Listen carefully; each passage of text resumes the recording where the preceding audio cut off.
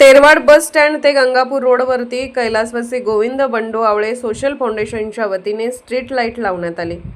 गेली 30 वर्ष झाली गंगापूर पूरग्रस्त वसाहत निर्माण होऊन पण तेरवाड बस स्टँड ते गंगापूर वसाहतीत जाणारा रस्त्यावर अंधाराचे साम्राज्य होते।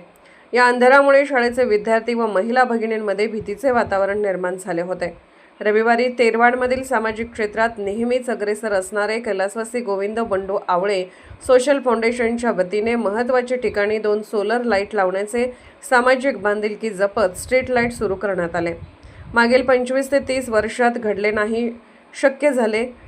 स्ट्रीट लाईट चालू झाले नंतर गंगापूरच्या नागरिकांमध्ये समाधानाचे वातावरण पसरले आहे। या सामाजिक कार्यासाठी फाउंडेशनचे अध्यक्ष उमेश गोविंद आवळे यांनी पुढाकार घेतला। तसेच यड्रावकर सोशल फाउंडेशनचे अध्यक्ष अनिल पाटील, उपाध्यक्ष भानुदास माने, शिरोळ तालुका मातंग समाज संघटनेचे अध्यक्ष सागर बिरनगे, पिंटू दत्वाडे, राहुल शिंदे यांचे सहकार्य लाभले। संध्याकाळी सोलर लाईटचे उद्घाटन अण्णा जोग, माजी ग्रामपंचायत सदस्य म्हादगोंडा पाटील, आर्यन्स मंडळाचे अध्यक्ष स्वप्नील माळी, शिवलिंग मंडळाचे सर्वेसर्वा नितीन खामकर यांच्या हस्ते श्रीफळ वाढवून करण्यात आले।